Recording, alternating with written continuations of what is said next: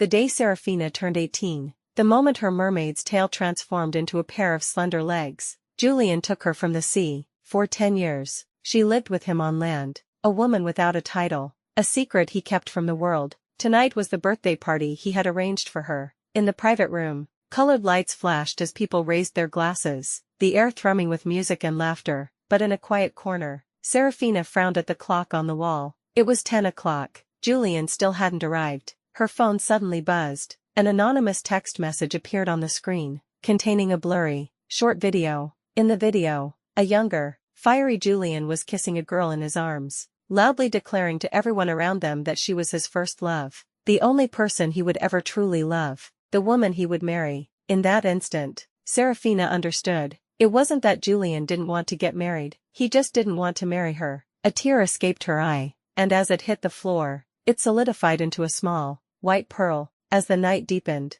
the door to the room was pushed open. A late Julian walked in. He went straight to Serafina, his expression complex. "Sarah, I've heard that a mermaid's song is special, that it can heal the sick." Serafina didn't answer. Her gaze drifted to the figure standing behind him, her eyelashes trembling slightly. A girl stood in the doorway, the same woman from the video, the one to whom Julian had promised a lifetime. The girl was thin and pale, with an unnatural darkness under her eyes. Her shoulders were slumped, her face sallow. "Miss Serafina, I'm so sorry to disturb you so late. I'm very ill. I don't have much time left." I had given up all hope, but Julian told me, "You're a mermaid." Before she could finish, a few of the rich kids in the room burst out laughing. "Haha, a mermaid. What kind of joke is this? How could Sarah be some kind of monster?" But under Julian's dark, menacing gaze, the laughter died down. One of them shivered, glancing nervously at Serafina, his eyes darting away. The air instantly froze. Julian suddenly stepped closer and picked up the pearl from the floor, his brow furrowed.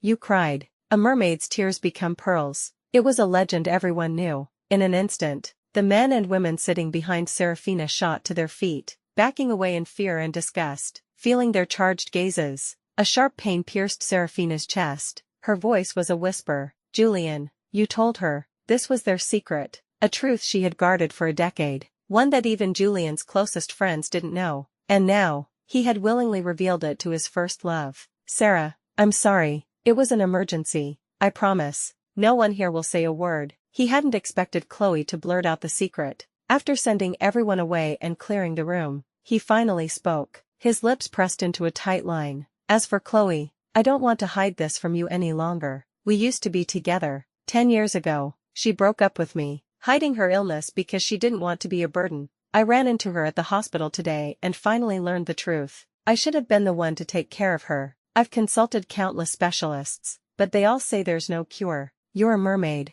You must have another way, right?" A deeper ache bloomed in Serafina's heart. She slowly shook her head. "A mermaid's healing song is just a myth. Besides, I've been on land for 10 years now." Hearing this, Chloe's eyes turned red. "Julian, don't pressure Miss Serafina. I'm already a dying woman. I could handle it alone 10 years ago, and I won't be a burden to you now." She looked up at Julian, her eyes full of adoration. "Just seeing you one last time before I die, it's more than enough." Julian's voice was heavy. "I can't just leave you to die." He looked at Serafina, his tone leaving no room for argument. "There's a water tank outside, designed to simulate a mermaid's environment. Go and try, please." A chill ran through Serafina. She looked up at him, and all she saw was his overwhelming concern for Chloe. She knew that contact with seawater could easily trigger her transformation. For 10 years, Julian had forbidden her from even touching water, afraid she would have an accident. Now, he had prepared a tank just for another woman. She was about to refuse when Julian sighed, his voice dropping.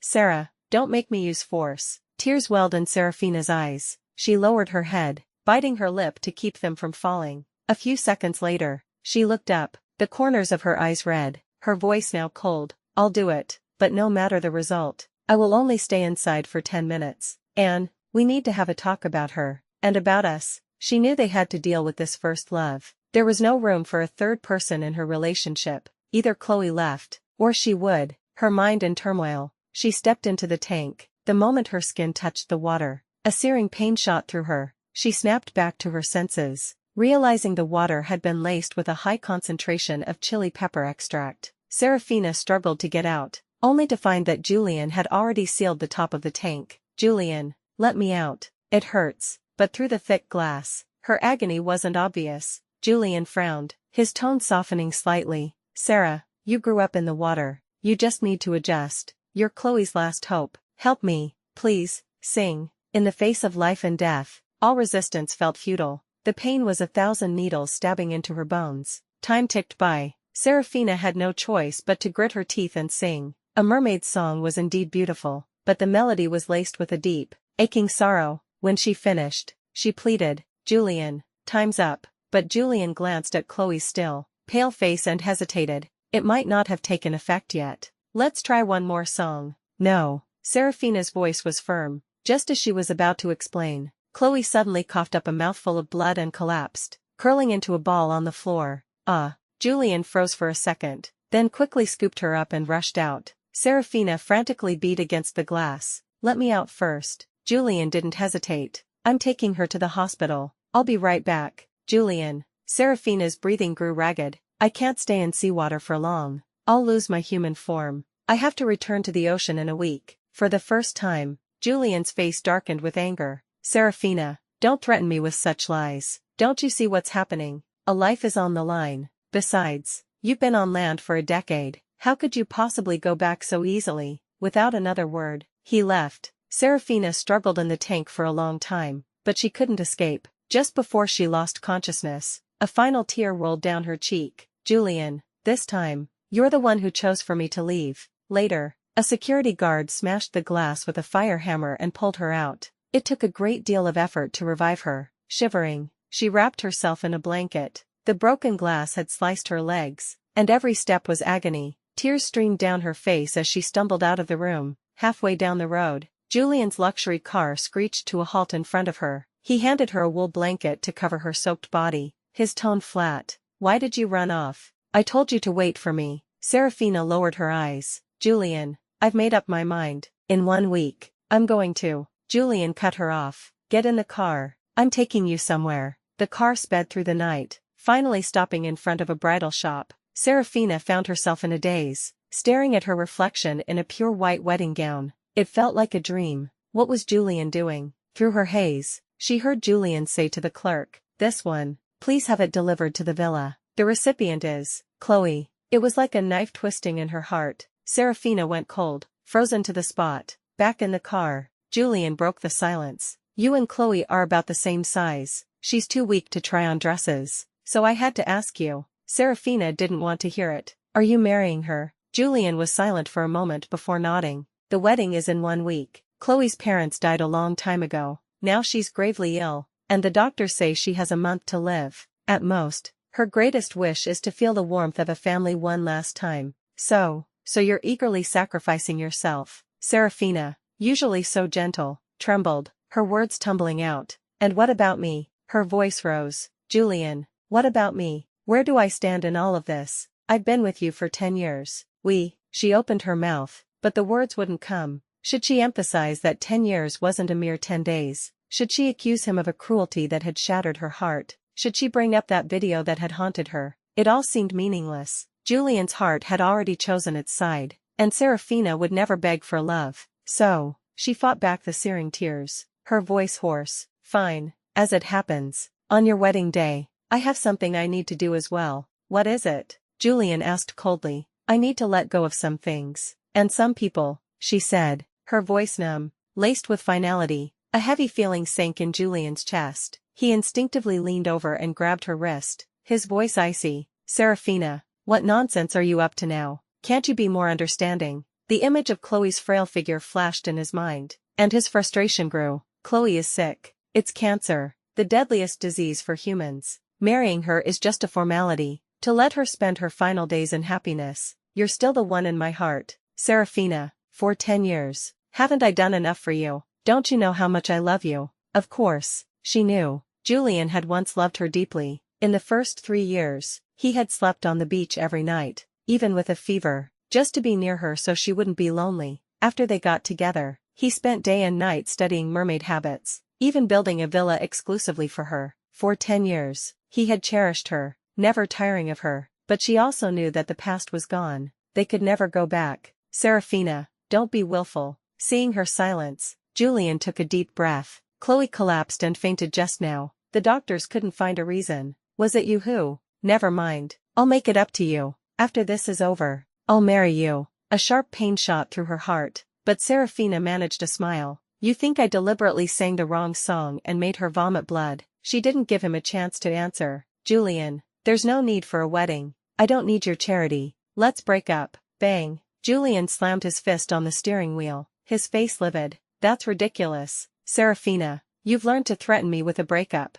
You think I'd let you go? You're a different species. Without me, you can't survive in human society. If Chloe hadn't been so considerate and hidden her illness from me 10 years ago, do you think you'd be the one sitting next to me now? Let me tell you, no matter what kind of scene you make, this wedding will happen as planned. A dark aura radiated from him. Now get out, and think about what you've done. Outside, the rain was pouring down. Kicked out of the car, Serafina was soaked to the bone by the time she got back to the villa. The housekeeper was busy tidying up. Mr. Julian said this is going to be a marital home now. He wants you to move out of the master bedroom. Oh, and he said no traces of your relationship are to be left behind. With that, she tossed a photo of them kissing into the trash. There was tea in the bin. A brown stain ran between their faces, a perfect mirror of their irreparable relationship. The next morning, Serafina was woken by a splash of ice water. She had caught a fever from the rain, and her body was burning up. Now, plunged into an icy shock, she began to tremble violently, her lips turning purple. Chloe stood over her, arms crossed,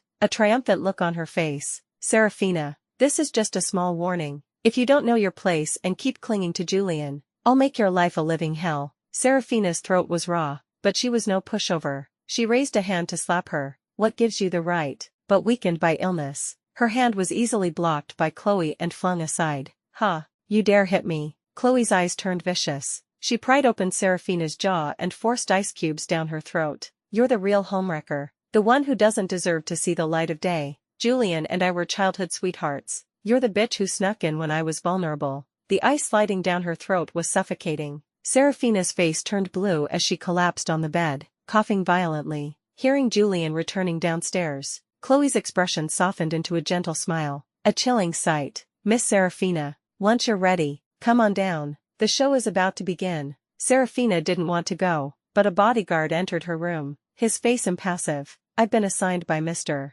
Julian to protect Miss Chloe. I am to follow all of her instructions. Please change your clothes and come downstairs immediately. Otherwise, I will assist you myself. Serafina bit her lip, a wave of bitterness and humiliation washing over her. I am still Julian's girlfriend. Are you still dreaming, miss? A flash of contempt crossed the bodyguard's eyes. The person marrying Mr. Julian next week is Miss Chloe. And you, he sneered. At best, you're just the other woman everyone scorns. It was an undeniable truth. A mocking smile touched Serafina's lips. She dragged her exhausted body downstairs. Chloe was receiving the wedding dress from last night. Julian, I love it. Thank you. Then, as if remembering something, she looked nervously at Serafina. Miss Serafina, please don't misunderstand. This dress belongs to you. I'm just borrowing it. After my wedding, I'll return it. Serafina watched her false act, thinking only that Julian must be blind. Hypocrite. Anything you've worn disgusts me. Julian's face darkened instantly. Serafina, shut your mouth. He then turned gently to Chloe. Don't mind her. Go try on the dress. As Chloe went into the dressing room, Serafina felt a wave of dizziness. Suddenly, something cold touched her neck. Julian had fastened a priceless necklace around her. He sighed. I was too impulsive last night. This is to make up for it. I'm sorry, but Serafina had no desire for this kind of compensation. As she moved to take it off, Julian's voice turned commanding. Sarah, you will be the maid of honor at the wedding. Take care of Chloe. Make sure she doesn't get too tired. Impossible. Serafina met his gaze. Unafraid. Julian, I told you, I'm leaving. In 6 days. Julian's face grew uglier. Just as he was about to explode, a thud came from the dressing room. Chloe was on the floor, covered in a red rash, struggling to breathe. Julian, I'm having an allergic reaction. My medicine. Julian immediately pulled her allergy medication from his bag. After taking it, Chloe's condition improved slightly. Her eyes were moist as she looked at Serafina. Miss Serafina, if you're angry, take it all out on me. Don't take it out on Julian. He's been looking for doctors for me all night. He hasn't slept. Julian's expression hardened. What did she do to you? Chloe lowered her head, pointing at the dress. There was so much pollen on this dress. Only you and Miss Serafina touched it. How would an outsider know I was allergic to pollen? I didn't do it. Serafina denied it at once, but a flicker of doubt crossed Julian's eyes. He stared at her coldly. Serafina, tell me the truth. Did you do this? Julian, don't be angry. Chloe stumbled and knelt before Serafina. Miss Serafina, if you say you didn't do it, then I must have been mistaken. I'll kowtow to you. I'm so sorry. Get away from me, Serafina shouted, reaching out to push her, but in that instant, Serafina lost her balance, falling backward down the stairs. Ah! A trail of blood marked the stairs. Allergy pills scattered everywhere. Julian's pupils contracted. He immediately called for an ambulance. The private doctor arrived quickly and stopped the bleeding. Julian was filled with anxiety and worry. He suddenly slammed his fist on the floor next to Serafina. What did Chloe ever do to you? How could you be so vicious as to try and kill her? It wasn't me. She's putting on an act. Serafina knew she was alone. She straightened her back, defending herself. Julian, how could I so blatantly push her right in front of you? The facts are right here. Julian looked at the blood-covered Chloe, his disappointment total. She's already in poor health. Why would she risk her own life to frame you? Serafina, I'm not blind, and I'm not a fool. After finishing the bandaging, the doctor noticed the green pills on the floor. His eyes widened. The patient is having an allergic reaction, and you gave her a medicine that makes it worse. Are you trying to kill her? Hearing this, Julian, who was about to get into the ambulance, froze. The allergy medicine had been switched, and it had been taken from Serafina's room. The implication was clear. A storm brewed in his eyes. He made a decision. Bring Serafina. Serafina was slapped unconscious and taken to the hospital. When she woke up, she was tied to a hospital bed. The room was filled with people and buzzing medical equipment. A thick needle was stuck in the back of her hand, drawing blood. A sense of dread peaked. She couldn't move. Julian, what are you doing to me? Just a small check. Up. Don't move. But she could hear the strain in his voice. The rapid blood loss made her feel cold. I don't need it. Make them stop. Just then, a man walked in. Mr. Julian, the specialized medicine you requested for severe illnesses is ready. In exchange, this lady will need to stay for observation and testing. The truth was revealed. Facing Serafina's shocked gaze, Julian pressed his lips together and said quietly, this drug gives Chloe a chance at a cure, but it's only available through special channels. I mentioned some of your unusual traits to them. They're very interested in you. You've framed Chloe multiple times. This is what you owe her. Serafina couldn't believe what she was hearing. Are you joking? You're letting them use me as a test subject, just to get medicine for Chloe.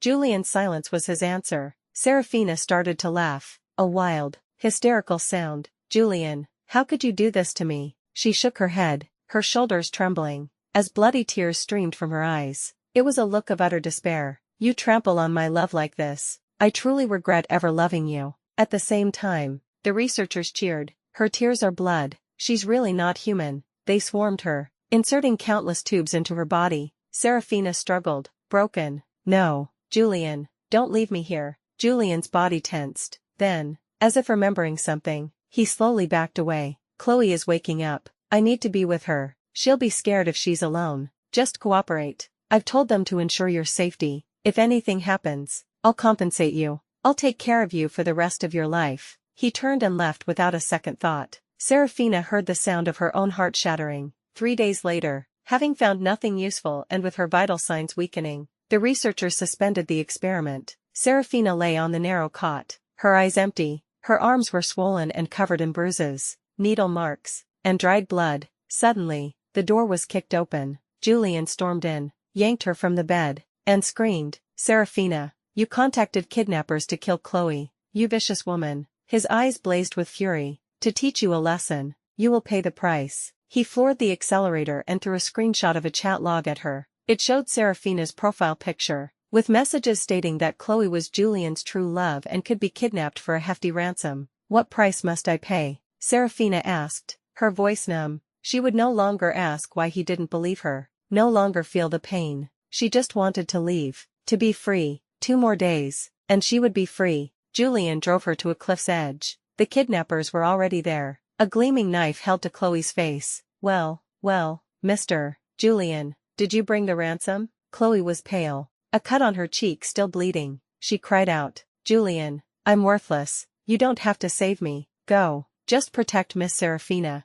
Don't let her get hurt like me. Julian's grip on Serafina's shoulder tightened. Serafina, how could you hurt her? She cares so much for you. She's innocent. He told Chloe to stop talking nonsense and threw out a case of cash. That's 5 million. Let her go. And, he paused, holding another case. He glanced at Serafina. She was still lifeless. He gritted his teeth. Serafina, if you can promise to never harm Chloe again, and if you get on your knees and apologize, I can take back this punishment. He felt he had given her enough chances, but she just blinked, her voice flat. Julian, I will not apologize for something I didn't do. A bitter thought amused her. In 10 years, the one thing he could never change was her stubborn mermaid nature. Still unrepentant, Julian suppressed his rage. You chose this path. He threw the second case to the ground. Here's another 5 million, he said coldly. Whatever you plan to do to Chloe, do it to her, double. Julian gave her a hard shove. Already weak, Serafina stumbled and fell. The kidnappers couldn't believe their luck. Chloe was wrapped in Julian's coat and carried away without a backward glance. Serafina was hung over the cliff's edge. A kidnapper ran a knife over her body, surprised when she didn't make a sound. He looked up and saw her eyes, as still and dead as a dried up well. She was covered in a cold sweat, her lip bitten raw, but she never once begged for help. He grew interested, using the knife to cut her shoulder strap. Mr. Julian said I could do whatever I wanted with you. TSK, you're an interesting one. This should be fun. But before he could pull off her clothes, Serafina, who had somehow untied her hands, flung herself from the cliff. Below was a raging river. Though she was a mermaid, the turbulent currents and sharp rocks tore at her body. By the time she washed ashore, it was night. She spat out the salty water, her body battered. The moonlight bathed her, and a deep longing for her home beneath the waves washed over her. That was where she belonged. Not in this human world that treated her as a monster. But 10 years had passed. Her home was long gone. She lowered her head, suddenly remembering the piece of coral she had given Julian when they first fell in love, dyed with the blood of her ancestors. It could guide her home. She ran. Dirt cut her feet, gravel pierced her legs, grass sliced her skin. She ignored it all, racing until she stood before Julian. Give me back the coral. Julian instinctively looked her over, seeing only minor scrapes. He let out a sigh of relief. Then he frowned. Still haven't learned your lesson. Chloe has had a fever ever since what you did. Have you no shame? She's in her room right now, waiting for your apology. Serafina didn't want to argue. She just repeated, give me back the coral. Being completely ignored, Julian felt his authority challenged. You're asking for our love token back. Are you threatening to leave me again? You can have it back, he said coolly, but you have to be Chloe's maid of honor the day after tomorrow. He didn't believe for a second she would leave. He would force her to see reality. Chloe was his wife now. Serafina had to respect that. Returning home was her only wish. She was silent for a moment, then nodded.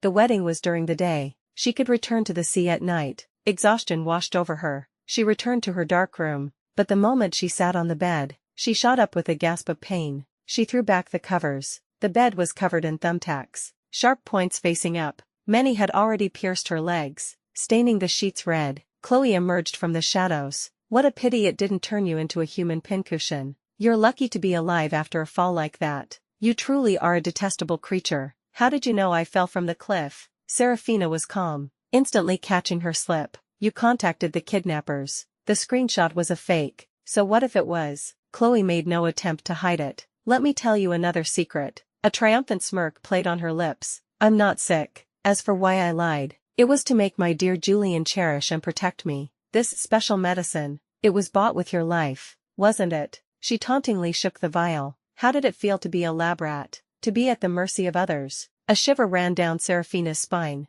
as if she were back in that dark, hopeless place. A burning rage consumed her. She grabbed Chloe, about to shove her onto the bed. You've gone too far. Just inches from the thumbtacks, Serafina was thrown aside. Chloe fell limply into Julian's arms, tears soaking his shirt. Julian, Miss Serafina was trying to disfigure me. She threw away my medicine. She wants me to die. The scattered medicine lay on the floor. Julian's veins bulged, his breathing ragged, his chest heaved. Serafina, how did you become like this? Maybe I never should have taken you from the sea. Her back hit the corner of a table. The pain was sharp, but she managed a weak smile. Yes. The cold reality negated all their past happiness. She should never have given up everything for him. Her detached reply was the final spark. Julian dragged her towards the walk. In freezer, You said you liked a constant temperature, that you couldn't stand being too hot or too cold. Serafina, I brought you here, and I won't let you stay this stubborn. Before the freezer door slammed shut, his towering figure cast an oppressive shadow.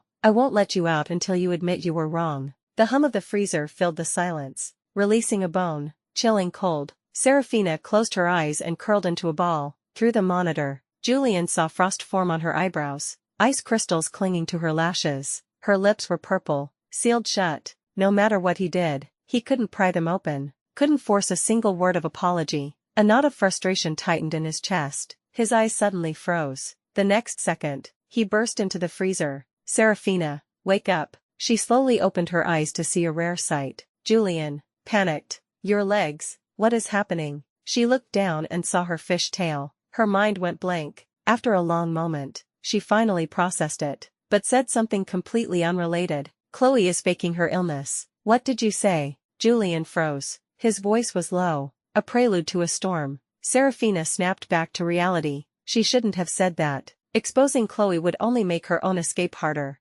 Chloe would retaliate. The most important thing now was to leave. The tips of Julian's ears turned red. His grip loosened. Serafina fell to the floor. So, this is your new trick, Julian gritted out. Intentionally revealing your tale to play the victim, to frame Chloe. His temples throbbed. It's useless. How could I ever believe a vicious mermaid like you? She was locked in the freezer overnight and only released for the wedding rehearsal the next day. Her limbs were frozen stiff, her mind dizzy. A maid poured scalding water on her to thaw her out, then threw a box at her. Change, and stop throwing a tantrum. Her skin was covered in blisters. She opened the box. The bridesmaid dress inside had been torn to shreds. The door opened again. Chloe stood there, arm in arm with Julian. Serafina's eyes locked onto Chloe's neck. Hanging there was the coral she had given him, now fashioned into a necklace for Chloe. Give it back. That's mine. Her voice was a broken rasp. Her heart felt like it was shattering. She cursed her past self. 10 years of devotion,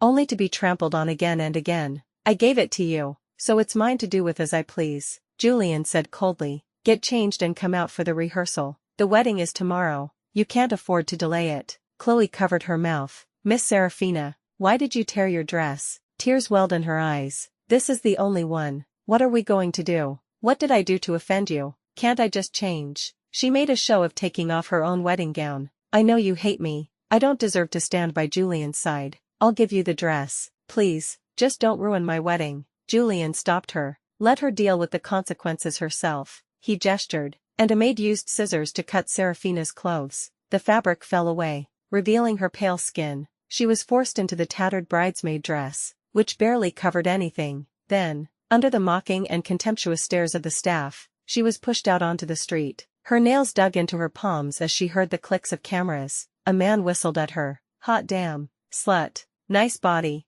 You sure know how to put on a show. A crowd gathered. A passing woman threw rotten eggs at her. Get lost. Seducing other people's men at your age. Disgusting. A foul, smelling homeless man stood in front of her, exposing himself. The malice made her stomach churn, her ears ringing. Night fell. Julian was in a high-end store, selecting a wedding gift. He pointed to a pair of dazzling high heels. I'll take them all, his assistant reminded him. That's not Miss Chloe's size. Julian grunted. He knew. They were for Serafina. He had been thinking about how to bridge the gap between them. Serafina had changed. Perhaps he hadn't given her enough security. They needed to talk, openly and honestly. He decided to deal with it after the wedding. On the way back, his assistant's face went pale. He stiffly showed Julian a photo and a surveillance video. The photo was of a shredded wedding dress, in even worse condition than the bridesmaids. In the video, Chloe was on her knees, clutching the dress, begging Serafina to spare her. And Serafina, she just coldly told Chloe to get lost. When Chloe clung to her leg, she was kicked away without mercy. The temperature in the car plummeted.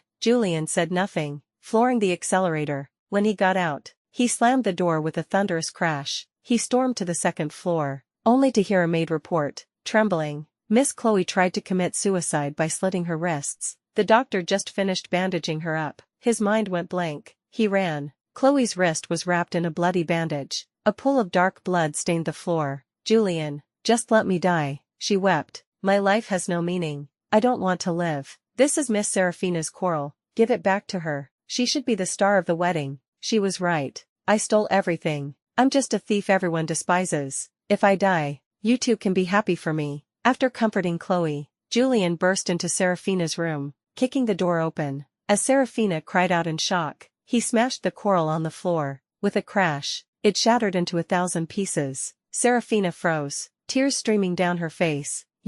Grief washed over her. She had nowhere to go. Julian, who couldn't tolerate her, the malicious human world, her extinct people, her lost home under the sea. Pain overwhelmed her as she was dragged onto a yacht. "Serafina, did you think I couldn't handle you? You hurt Chloe. I'll make you feel 100 times her pain." With his own hands, Julian took a small knife and severed the tendons in her wrists. As she screamed in agony, he threw her into a cage. He ordered a guard, "Sink her into the sea, pull her up every 8 minutes. 8 minutes, that was Serafina's limit. A torment designed to keep her on the brink of death. Julian stood with his hands behind his back, his voice cold. "You won't be a bridesmaid tomorrow, but you will be there. You will watch Chloe marry me with your own eyes. You can't change this outcome. Serafina, stop this. I'm getting tired, too." In agony, Serafina was plunged into the boundless ocean. The deep sea pressure made her dizzy. Her survival instincts screamed at her to struggle, but she couldn't lift her hands.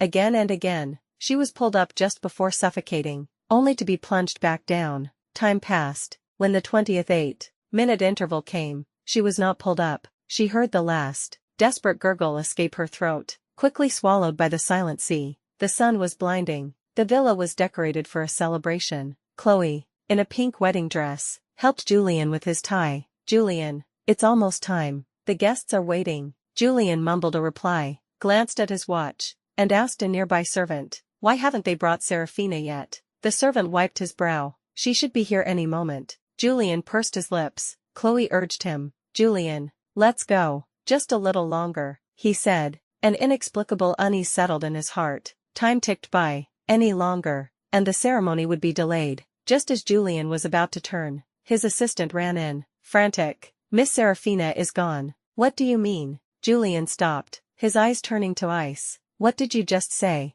The assistant swallowed hard. "The cage was broken by something. There's nothing inside." The next second, his collar was seized. Julian roared, "Didn't I have someone watching her? I sealed off that entire section of the sea. Are you telling me those men are useless? You lost a living person. Is this some kind of joke?" Julian turned to run, but Chloe, her eyes red, grabbed his sleeve. "Julian, today is our wedding day." He stopped, his voice heavy. "I'm sorry, I don't think I can." "Julian," Chloe interrupted, "this has to be another one of Miss Serafina's tricks. She tore the dresses to ruin the wedding. If you go looking for her now, you'll be falling right into her trap." Julian paused. Yes, what if it was another one of her ploys? He had promised to marry Chloe. If he went after Serafina now, Chloe would be left alone at the altar. His punishments would have been for nothing. He couldn't wrong Chloe again. He composed himself. "Have everyone search for her. Serafina must be nearby. She wants to see me abandon the wedding for her. She couldn't have gone far.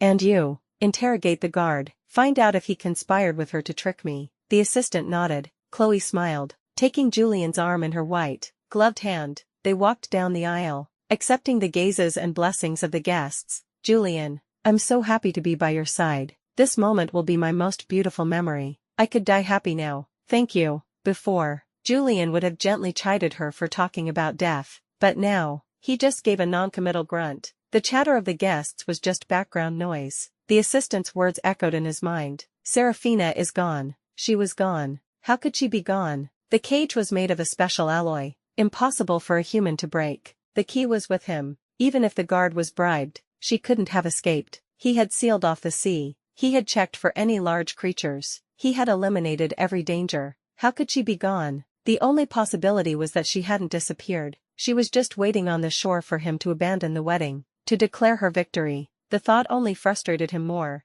An image flashed in his mind. Serafina in the freezer, her legs turning into a fishtail, her red-rimmed eyes as she told him she was leaving him. He walked down the long aisle. The officiant was reciting platitudes when he suddenly stopped. Julian had snatched the microphone. "My apologies, everyone. The wedding has been postponed." His voice was quiet, but it was a bombshell. He said "I'm sorry" to a stunned Chloe and then broke into a run. As he ran, he tore off his suit jacket and threw it to the ground. He realized he couldn't accept anything happening to Serafina. She couldn't leave him. Since she had chosen him, She was his for life. He sped to the coast, the salty air filling his lungs. He saw it, the cage, pulled from the water, its bars bent and broken. The guard was on his knees, wailing, "I don't know who did it. No ordinary person has that kind of strength." Julian stared at the marks on the bars for a long time, then laughed. He knew. A mermaid's tail had done this. Seraphina had really become a mermaid. She hadn't been lying. Seraphina,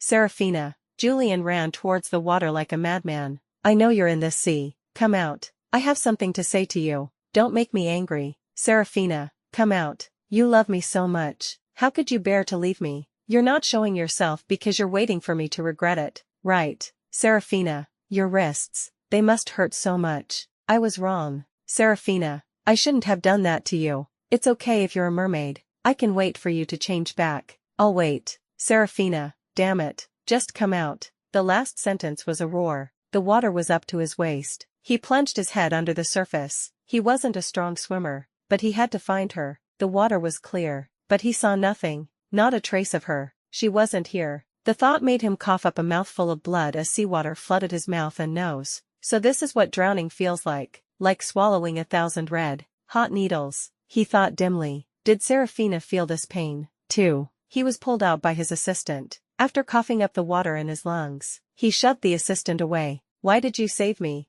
I didn't ask you to. Seraphina must be nearby. She wouldn't just watch me die. Don't you understand? She wouldn't have the heart." The assistant's voice trembled with the cruel truth. "I've had people search a 500-meter radius. There's no sign of her. We're searching deeper now. No one knew if she had escaped, drowned, or sunk to the bottom in shock from her severed tendons." The assistant continued. "The guard said he felt strange last night and fell asleep quickly. We found sedatives in his blood sample, and last night, Miss Chloe sent someone to bring him a late-night meal." The rescue team continued their search. Julian followed the lead back to his home. As he pushed open the door, he felt a rare urge to flee. This might be connected to Chloe. He hadn't wanted to believe it, but what if? What if Chloe was involved? "Julian." Chloe threw herself into his arms, sobbing, "I sent him food last night, but I didn't drug him. How could I possibly harm Miss Seraphina? I just wanted to plead with the guard not to be so harsh with her." Hearing this,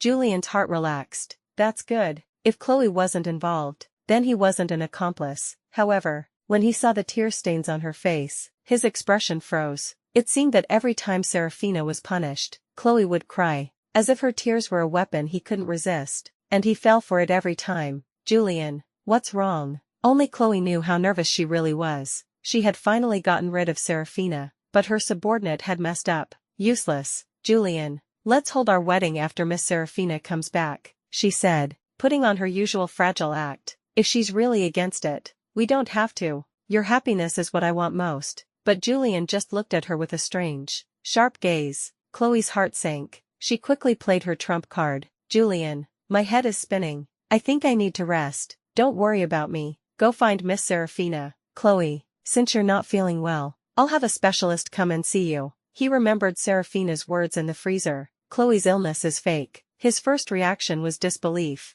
Chloe's skin was an unhealthy pale. She had coughed up blood in front of him, and the medical reports all pointed to the same diagnosis, but he was never present for her examinations. He knew he shouldn't doubt Chloe, but his mind was a mess. He needed a definitive answer. Hearing this, Chloe tensed, instinctively refusing. "But I'm so tired right now. Julian, can it wait until tonight? I just want to rest." But he looked at her calmly. "Chloe, it's just a routine check. Fine." She forced a smile. "Okay, I understand." Any more refusal would arouse his suspicion. An hour later, under Julian's watchful eye, the doctor completed the examination. The printer spat out a suffocating result. Late-stage cancer. Chloe's eyes flickered. She gently wiped away a tear. "Julian, I wasn't lying. I'm just so tired, so exhausted." Julian's throat moved with difficulty. "I'm sorry, Chloe." He shouldn't have doubted her. She was so kind, only wanting him and Seraphina to be happy. How could she have drugged the guard? "Chloe, I have to go. You get some rest. As for the wedding," Julian paused, "it will have to wait until Sarah comes back." He couldn't focus on anything until he found her. Chloe saw him to the door, reminding him to find Seraphina soon. "Julian, the wedding can wait. Miss Seraphina is what's most important." A warmth spread through Julian's chest. He thanked her, He had just gotten in his car when he remembered the shattered pieces of coral Serafina had so desperately wanted back. Maybe they could help. He rushed back to Serafina's room. He saw the coral, shimmering with a strange light he had never seen before. Joy surged through him. This could be the key to finding her. He clutched the pieces and was about to head to the research lab when he passed Chloe's room and overheard a conversation. Chloe, shedding her usual gentleness, was viciously threatening the doctor. What happened today stays in this room. If a word gets out, your wife and kids will pay the price. The doctor nodded. Don't worry, I faked so many results for you, Mr. Julian will never find out. But you, Miss Chloe, you said 1 month was the deadline. What's your plan then? Ha, Chloe sneered. By then, Serafina will be dead and gone. Julian will only have me. I'll have him wrapped around my finger. Julian stood frozen, struggling to process her words. It was all an act. Her personality, her illness, her attitude towards Serafina. Rage consumed him. He kicked the door in. Under Chloe's terrified gaze, he spat out her name.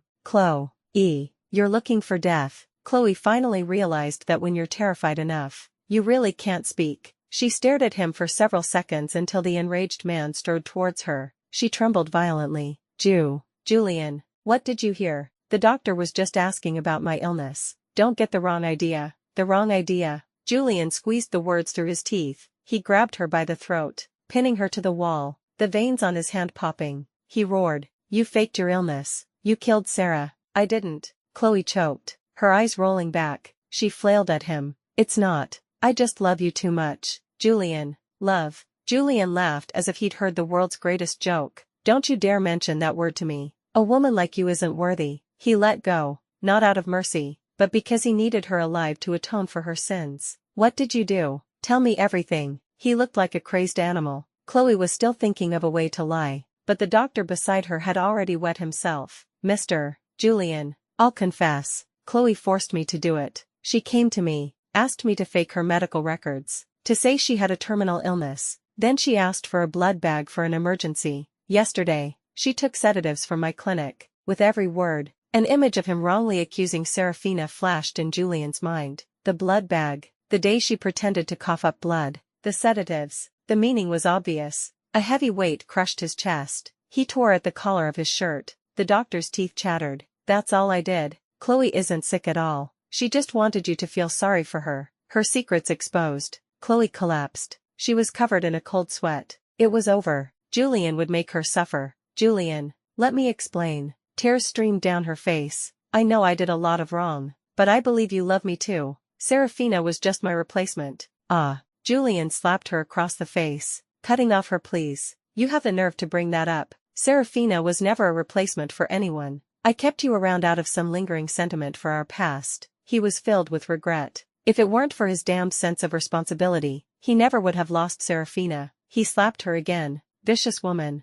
You better pray I find Serafina. Otherwise, I'll make you wish you were dead. Chloe's face was swollen. She whimpered on the floor like a beaten dog. She knew how cruel Julian could be. It would be better to end it herself, but he didn't give her the chance. As she tried to smash her head against the wall, he dislocated her limbs, leaving her writhing on the floor like a worm. The pain was excruciating. She screamed, her eyes filled with a deep hatred. You deserve this, Julian. Even without me, Serafina wanted to leave you. You're too arrogant. You only believe what you see. You never took her words seriously. She knew he would torture her, but she would use the sharpest words to pierce his heart. I tore her dress. Yes, but you were the one who humiliated her in front of everyone. I switched the allergy medicine, but you didn't investigate. You took my word for it and sent her to that horrible research institute. I arranged the kidnapping. I orchestrated her self-harm. Haha, Julian, I thought you had some real feelings for me. Otherwise, why would you be so cruel as to sever her tendons and throw her into the sea? Julian, do you still think you're so noble? Your love is even more disgusting and pathetic than mine. Enough. Stop talking. He was being driven mad. What made it worse was that she was right. She had only given the push. He was the one who had directly harmed Serafina. He had destroyed her heart, step by step, and pushed her into the abyss. Ah. He punched the wall, his knuckles white, his eyes red. He stormed out. I will find her. The coral she left behind is still here. Serafina can't be dead. She's a mermaid. How could she be so fragile? She must be waiting for me somewhere. Waiting for me to apologize. As he left, He threw one last command over his shoulder. Throw this doctor into the sea. As for Chloe, she can't die, since she wants cancer so badly. Find a few men with AIDS and let her have a real taste of it. No, Julian, no. Chloe's eyes widened in horror. You can't do this to me. But she was dragged away by 5 grimy men. Amidst their disgusting laughter, Julian carefully took the coral fragments to the research lab. Since they were interested in mermaids, maybe they could help. The lab was on the top floor. Julian arrived unannounced. The door was ajar. He heard malicious laughter from inside. The men in white coats, the so-called scholars, were smoking and laughing lewdly. That couple the other day was hilarious. The guy actually thought his girlfriend was a mermaid. Haha, holy shit, that's priceless. There's no such thing as mermaids. Rich people are just crazy. Good thing we made a killing off both of them. We gave him vitamins and called it a miracle drug. The idiot actually believed it and left his girlfriend here for us to play with. Seriously though, she had a great body, big tits, great ass. If she hadn't been playing the pure virgin, I would have fucked her to death. Before he could finish, a chair smashed into his head, knocking him out. The other men were terrified, but before they could beg for mercy, Julian was on them, silently bringing the chair down again and again. In less than a minute, the room was filled with splintered wood, and dozens of men lay motionless. Blood was everywhere. Julian stood, muscles tense.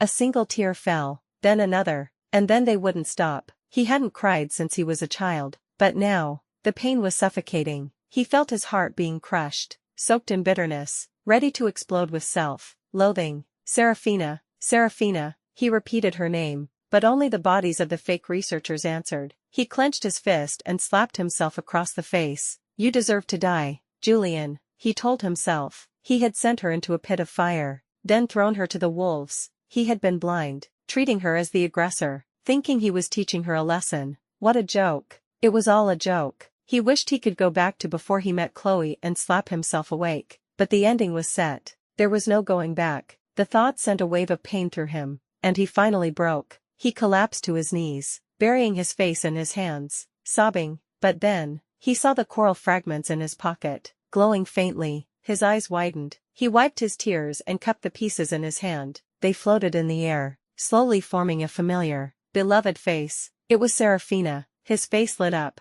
but he quickly realized it wasn't her, but a memory. The coral, always kept close to her heart, had recorded all her emotions. First, a young Serafina, blowing bubbles at the surface, hiding from humans. Then, her growing confusion. Why were there no others like her? Then, she met Julian. The time he spent with her on the beach as she became human was her happiest. The memory brought a faint smile to the red-eyed man watching. Time flew. A week ago, her happiness began to curdle into sadness, pain, and grief. The negative energy overwhelmed her, exploding the moment she was plunged into the sea. Harmed by the man she loved, she became a mermaid again, losing her right to be human. Julian watched as her face filled with despair. Her soul was weeping, full of regret. Julian, your love was all a lie. You betrayed my love. If I could do it all over again, I would wish to have never been discovered by any human. The image vanished. The coral fragments in his hand were blown away by a breeze, turning to dust,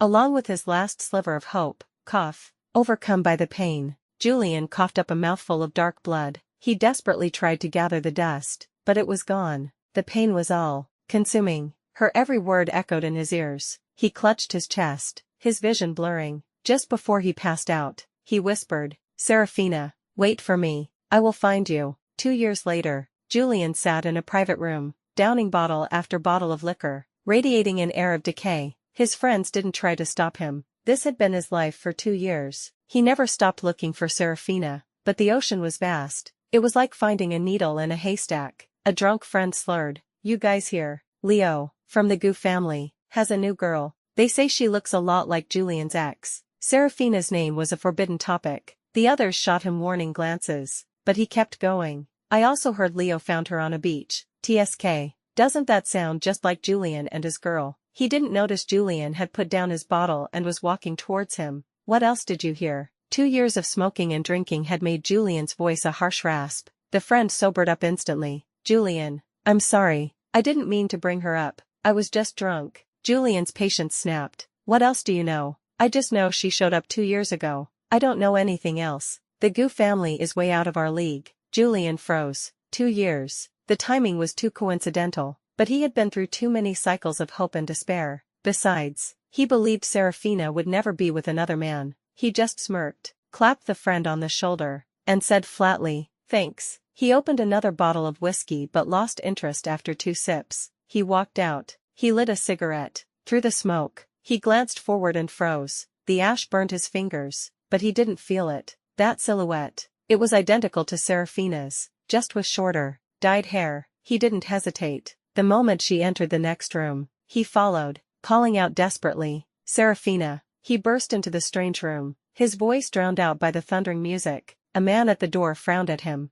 "Who are you looking for?" The room was huge, crowded. Julian scanned the dim light, searching for that familiar back. "I'm looking for Serafina, looking for Sarah." The man's expression changed. "What's your relationship with her?" The question gave Julian a surge of courage. He grabbed the man's shoulders. "Is Serafina really in here? You're not lying." His strange reaction made the man even more suspicious, blocking his path. "You're not one of her admirers, are you? Listen, she already has a boyfriend. Don't cause trouble." Hearing her name again and again, Julian knew his 2 years of searching hadn't been in vain. He had finally found her. Tears blurred his vision. "Friend, please let me in. I need to talk to her." The man hesitated. Then, a complex female voice came from behind him. "Julian, come in." In a corner of the room, a quiet space had been cleared. Seeing Serafina standing there, Julian raised his hand and, with a loud smack, slapped himself across the face. His left cheek instantly swelled, but he smiled. "It hurts. It's not a dream.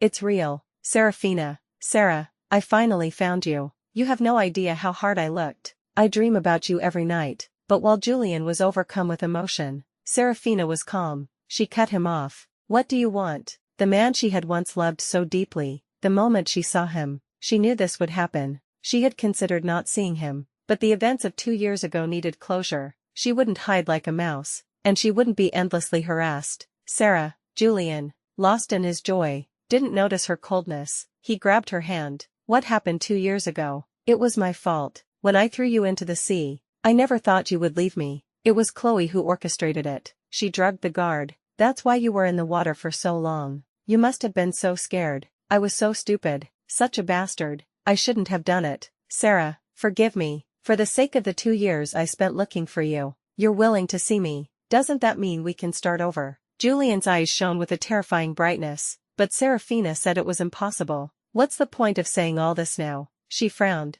"I haven't wanted to see you for 2 years. Don't you understand what that means?" Julian was stunned. "You didn't want to see me because you were still angry with me." Her frown deepened. "No, it's because we were over a long time ago. I have a new life now." "What are you talking about?" Her coldness was a needle in his heart. His voice rose. "Sarah, you can hate me, you can despise me for a while, but don't say these things. I can't bear to hear them. It hurts too much." For the first time, Serafina thought Julian was far less intelligent than people said. She had been perfectly clear. "Julian, I'll say this one last time. Every word I've said to you is the truth. I'm not humoring you, and I'm not lying. We are over. This is the end." She stood up to leave, but Julian grabbed her, his grip so tight it felt like he was trying to merge her bones with his. "Sarah, don't lie to me. We were together for 10 years. How could you just move on?" "Sarah, you must still be angry. It's okay. I found you now. We have time. I can make it up to you." He grabbed a bottle of liquor from the table and chugged it down. The burning liquid was nothing compared to the pain of her words. But Serafina didn't even give him a chance to atone. She extinguished his hope. "I'm sorry, but I just don't want to see you again. Whatever you do has nothing to do with me. Your presence only disturbs my life. We've said what needed to be said. You can go now." She shook her hand free. The force of a mermaid was naturally greater than a human's. She had always suppressed her strength around him. She broke free easily. As Julian lunged for her again, "Sarah," a man in a suit opened the door. The boisterous room fell silent. "Leo." The rich kids greeted him respectfully. The man's presence put Julian on high alert. "Sarah, who is he?" "None of your business." Serafina slipped past Julian and went to Leo's side. "Leo, I'm not feeling well tonight. Let's go." Julian tried to follow, but the other guys blocked him. A smile touched Leo's lips, his cold expression instantly warming. "All right, let's go." They left the noisy room, walking down a quiet path filled with the sound of cicadas. Leo looked at Serafina's obviously upset face, guessing the man in the room was significant. but he didn't ask. Instead, he pulled out a beautifully wrapped box. "Happy birthday, Sarah. I made it myself. I hope you like it." She opened it. Inside was a wooden carving of a small mermaid. The wood was high quality, but Leo's sentiment was priceless. "Thank you." For the first time that night, a genuine smile lit up her face. They walked side by side, chatting idly. She realized she had been living in this strange city for 2 years. 2 years ago, it was Julian who had thrown her into the sea. Though she could turn back into a mermaid, she had been too weak. She had barely managed to break free and float to the surface before passing out. When she woke up, she was on a beach, and Leo was there. The sight of a human terrified her. She tried to flee back to the sea, only to find her tail was gone. In that moment, she broke down completely. She felt abandoned by the entire world. Even the ocean she had grown up in seemed to reject her, so she wanted to die. The human world held nothing for her. It was Leo who stopped her. His first words were, "Are you a mermaid?" "Yes." Exhausted and hopeless, she thought he would be like Julian, ready to send her to some lab. Instead, he gently picked her up, his gaze strangely resolute. "I found you. That makes you mine." He took her home. He was nothing like Julian. He didn't speak of love at first sight or make grand promises. He just quietly stayed by her side, never asking where she came from or how she got her scars. She later learned that Leo had been in a fragile state. His mother, his only family, had just passed away, and she, an outcast, became his only anchor in a lonely world. 6 months later, her body had healed. She was able to summon her tail again. Leo respected her. He asked if she wanted to return to the sea, that he would let her go. She knew he liked her. It was a love born from time, from every shared moment. She thought for a moment and refused. Her home in the sea was gone, and she had a feeling that she and Leo were kindred spirits. He would never do the terrible things Julian had done. She was right. Leo didn't keep her in a villa like a prized possession. He gave her the ability to survive on her own. He found her a job, helping her connect with the diversity of the human world. She discovered that humans weren't all malicious. She grew to love the simple, ordinary life. And then, 2 years later, Julian found her, careful, lost in thought. She nearly stumbled. Leo caught her. She took a deep breath. "Leo, aren't you curious about my story with Julian? There are no secrets between us. I want to tell you." She recounted her 10 years with Julian, her voice clear, free of any lingering affection. When she finished, he was silent. "If you mind." How could I mind?" He stopped walking, his hands gently on her shoulders, pulling her into a warm embrace. "It breaks my heart." Those 4 words, filled with a long, absent concern, made her eyes well up. "Do you need me to get rid of him?" Leo asked seriously. This city was his territory. "If it comes to that, I'll ask for your help." 10 years of a failed relationship had left deep scars. He understood.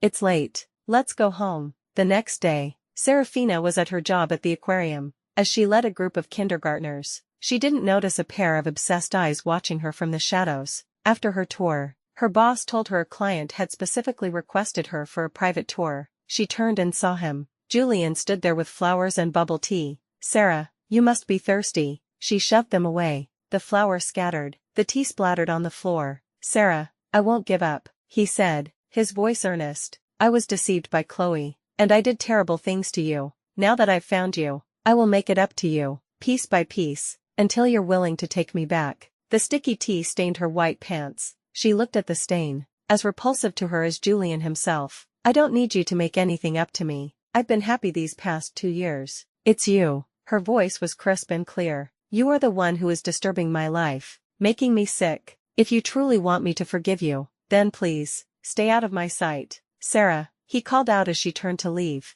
She paused, and he seized the moment, pulling her into a tight embrace. "I just want you to spend a little more time with me. You don't know how I've suffered. Without you, no place feels like home." His tears fell on her collarbone, and for a moment, her hands, which had been pushing him away, froze. Julian's heart leaped. He thought she was softening. "Sarah, have dinner with me. I haven't eaten since I saw you last night. I'm so afraid I won't be able to win you back." "Don't be afraid," she said gently. Before he could rejoice, she shoved him to the ground, looking down at him. "Julian, your threats don't work on me anymore. You think because you've had a bad couple of years, I'll feel sorry for you." She wanted to laugh. "I can tell you right now, that's impossible. Have you forgotten what you did to me? You locked me in a tank of chilly water. You sent me to a group of disgusting researchers to be their plaything. You handed me over to kidnappers to be defiled. And now, Because you can't eat. Because you're sad. You think you deserve my forgiveness. It's not nearly enough, Julian.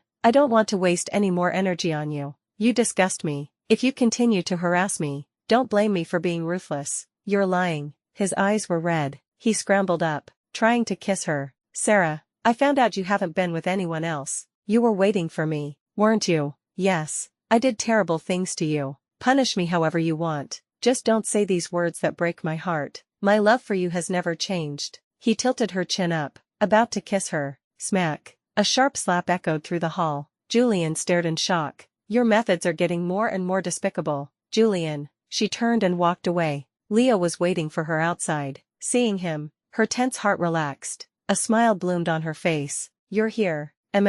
Leo gently touched her face. I'm not officially your boyfriend yet, but can I exercise my boyfriend privileges a little early? What? He raised an eyebrow, glancing at the livid Julian behind her. I want to help my future girlfriend get rid of a persistent pest. At his words, Julian's anger exploded. Let go of her. What right do you have to stand by her side? Leo chuckled, rolling up his sleeves. I'm here to teach a bastard like you a lesson on her behalf. A fight broke out. At first, they were evenly matched, but Julian's body had been ravaged by 2 years of abuse. He was soon at a disadvantage. Finally, Leo landed a heavy punch on Julian's ear, drawing blood. This is just a warning. Get lost. Julian's ears were ringing. Serafina is mine. Let her go. She's mine. She doesn't belong to anyone, Leo said coldly. She belongs to herself. He walked back to Serafina, who was already ready with alcohol and iodine. Don't be so reckless next time. What if you get hurt? She said softly as she cleaned his wounds. Leo's anger had subsided,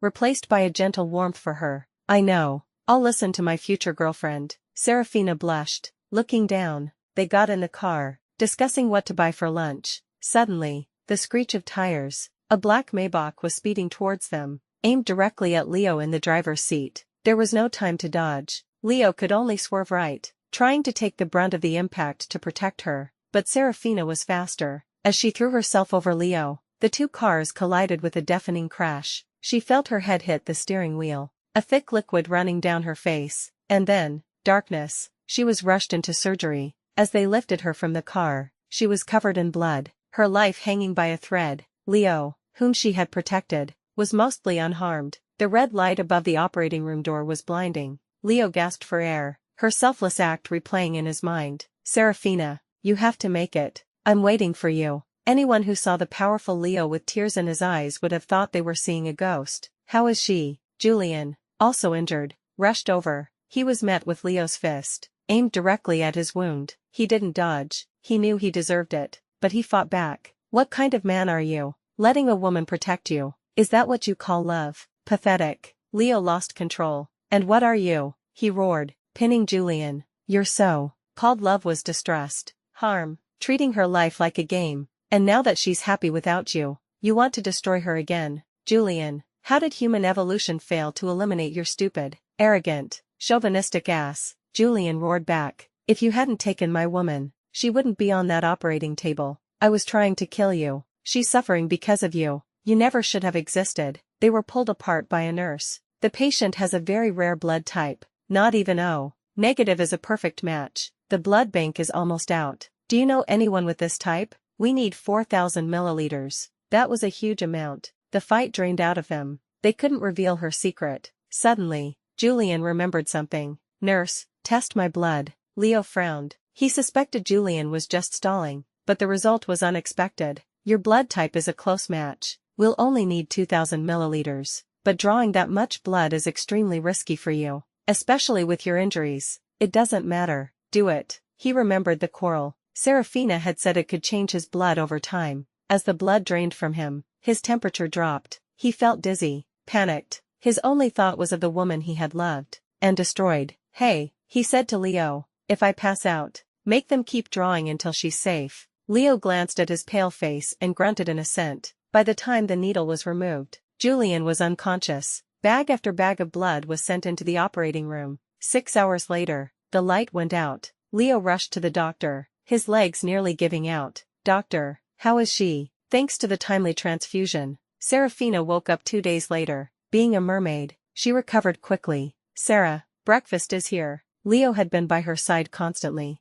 Thank you. By the way, Leo said, Julian was discharged yesterday. He had told her about the transfusion. He was confident in his own charm. Serafina just nodded. Julian's name meant nothing to her now. Sarah, Leo said, his voice laced with the fear of their close call. When will you agree to be my girlfriend? She blushed. Why are you asking all of a sudden? I'm afraid of losing you again. Live in the moment. Sarah, don't overthink it. Say yes, please. She bit her lip. She did like him. She had shielded him for a reason. Sarah, I'm not Julian, he said gently. Before, I was content to just have you by my side, but this accident scared me. I want the right to protect you. Officially, she looked into his eyes and saw a promise of a future, a devotion meant only for her. It gave her the courage to try again. Okay, Sarah, you don't have to hesitate, he started, then processed her word. What did you say? Did you say okay? Did I hear that right? Serafina laughed, a weight lifting from her heart. I said okay, let's be together. Can I kiss you? He asked, like a boy on his first date. She blushed and leaned in, their lips meeting, the kiss deepened, and they were lost in the moment, not noticing the figure frozen outside the door. Julian, he watched them. A roar filled his ears, his mind went blank. He turned and strode away, a beast on the verge of losing control. He punched a tree, releasing a fraction of his rage. Serafina, he gritted his teeth, you can only be mine. After Leo left for a meeting, Serafina was trying to rest when the door opened again. It was Julian. His face was unnaturally calm, which was more terrifying than any rage. What are you doing here? She asked, her voice tight. Sarah, he said, his voice full of pain. Forgive me, come back to me. I'll give you anything, be with me. It's impossible, Julian, after you tortured me again and again. We can't go back. But I was framed by Chloe, he yelled. Can't you understand? It was all her fault. If it wasn't for her, we'd be happy now. How can you be so cruel, so heartless? He dropped to his knees. Sarah, I know I was wrong. Forgive me. I swear it will never happen again. She had had enough. You have the nerve to judge him. The fact is, Chloe existed. You hurt me. I almost died at your hands. It was Leo who saved me, who pulled me back from the brink when I wanted to die. You blame everything on Chloe, but even without her, there would have been someone else. Stop running, Julian. Is it so hard to admit your mistakes? He ignored her. Is there really no chance? Of course not. Fine. He walked away, laughing. Ha ha ha. If that's how it is, Sarah, then I'm too lonely in hell. You're coming with me. His parting words sent a chill down her spine. That night, after a nurse gave her a sedative for a pre-test, she drifted into an uneasy sleep. In her haze, she heard the door open. A nurse entered. Something felt wrong. The nurse was short, thin, familiar. The test is at 10, the nurse whispered. Serafina's eyes flew open. The doctor had moved the test to 9. Cold sweat beaded on her forehead. She peeked at the nurse's face. It was Chloe. As Chloe tried to inject a strange liquid into her forebag, Serafina coughed, interrupting her. Nurse, my hand hurts. Check the needle. As Chloe hesitated, Serafina lunged, knocking the tray from her hands. Guards burst in. Chloe, Serafina gasped, holding the woman in a surprisingly strong grip. Unmasked, Chloe was a horrifying sight. She was emaciated, her hair falling out in clumps, her face covered in sores. Serafina, it's not fair. Why do you, a freak, get to live? She shrieked. What happened to you? What happened to me? You have the nerve to ask. Chloe cackled. Julian locked me in a room with 5 men with AIDS for a week. I have it now. It's all your fault. You should feel this pain too. You should die. Serafina realized the syringe on the floor contained the AIDS virus. You're wrong, Chloe. I was the victim from the beginning. Her calm words seemed to break something in Chloe. The fight went out of her. Yes, Julian, he was so cruel to me. She wept. I regret ever loving him. My life shouldn't have been like this. She stood up, a self-mocking smile on her face. Serafina, I have one last request. Don't forgive Julian. I wish him a life of eternal loneliness. With a final scream, she slammed her head against the wall. A crimson flower bloomed on the white wallpaper. Serafina's mind went blank. She was still in shock when a strange guard appeared. Mr. Leo is on his way. He asked me to escort you downstairs. Her mind still foggy, she followed him to a deserted area behind the hospital. Too late, she realized her mistake. The guard struck her on the side of her lower back, the most vulnerable spot for a mermaid. A secret only Julian knew. She woke up in a speeding car, tied to the passenger seat. Julian was driving. his muscles tense. Where are you taking me? This is kidnapping. Julian, let me go. He turned, his eyes holding the same madness as Chloe's. Sarah, you don't understand. 10 years was my everything. Without you,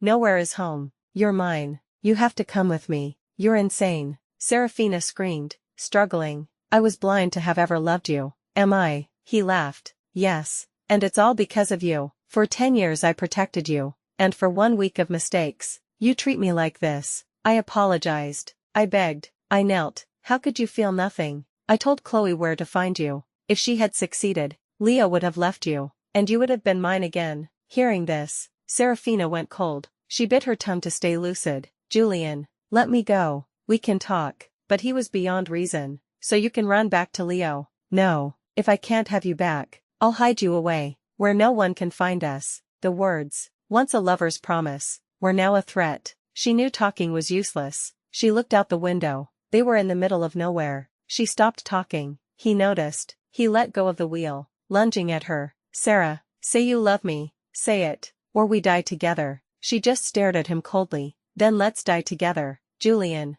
I don't love you. I hate you. He swerved the car back from the cliff's edge at the last second. It's okay, Sarah, if we're together long enough, you'll love me again. He took her to a derelict shack. He drugged her to keep her weak, tying her to a chair. Sarah, it's just the two of us now, he said, offering her a bowl of soup. We have all the time in the world. She turned her head away. You disgust me. He just smiled. I'll never force you. When you're hungry, you'll beg. He sat down a few feet away. Suddenly, a gunshot rang out. The door burst open. Bullets severed her ropes. She broke free, dodging Julian's desperate grasp, and ran into the arms of Leo. He held her tight, his voice tense. Are you scared? She shook her head, burying her face in his chest. No, I saw our signal. On the road, she had spotted a symbol only they would understand. As they clung to each other, the police had Julian in handcuffs. Julian, you're under arrest for tax evasion, attempted murder, and kidnapping. He knew it was over. At least a life sentence. As he was led past her, he stopped. Serafina, will you wait for me? It was his last, desperate plea. She knew a glimmer of hope might save him, but she shook her head. Julian, hating someone is too tiring. I will forget you. Forgetting meant he was a stranger, not worth the energy. He smiled, a broken sound, and after a long moment, whispered, I'm sorry, before being led away. A month later, the wedding of the century took place. The world watched. Captivated, some whispered that the bride was the ex-girlfriend of the former CEO of Joe Corp, a man who didn't know how to cherish a treasure until it was gone. The day after the wedding, Julian was found dead in his cell. He had been working desperately for a reduced sentence. Before he died, he bit his own finger and wrote in blood on the wall, Sarah, I love you, forever.